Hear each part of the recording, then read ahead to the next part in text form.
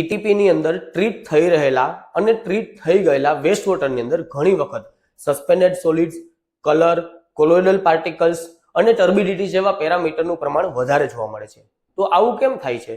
તો જ્યારે પણ વેસ્ટ વોટરને ઈટીપી ની અંદર ટ્રીટ કરવામાં આવે છે ત્યારે ફિઝિયોકેમિકલ ટ્રીટમેન્ટની અંદર સૌથી મહત્વની બે પ્રોસેસ થતી હોય છે, કોઓગ્યુલેશન અને ફ્લોક્યુલેશન. તો આ કોઓગ્યુલેશન અને ફ્લોક્યુલેશન શું છે?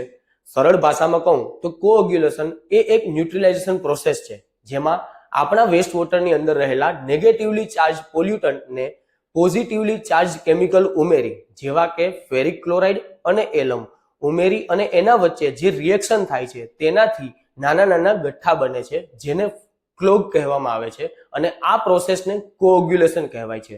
હવે આવા નાના નાના ગઠ્ઠાને ભેગા કરી હેવી અને મોટા પાર્ટિકલમાં કન્વર્ટ કરવા માટે એની અંદર પોલિમરને એડ કરવામાં આવે છે, જેવું કે પોલી એલ્યુમિનિયમ ક્લોરાઇડ. તો આ પોલિમર એડ કરવાથી અને મિક્સ કરવાથી જે નાના નાના પાર્ટિકલ્સ હતા તે ભેગા થઈ અને મોટા ફ્લોકની અંદર કન્વર્ટ થાય છે અને આ પ્રોસેસને કહેવાય છે ફ્લોક્યુલેશન.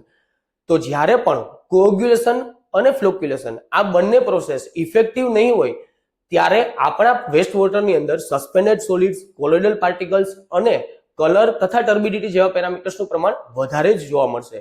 તો જ્યારે પણ આપણે વેસ્ટ વોટર ટ્રીટ કરી રહ્યા છીએ ત્યારે આપણા વેસ્ટ વોટરને સમયાંતરે સેમ્પલ લઈ અને જાર ટેસ્ટ દ્વારા એ ચેક કરશું કે આપણી કોઓગ્યુલેશન અને ફ્લોક્યુલેશન પ્રોસેસ એ ઇફેક્ટિવ તો છે ને,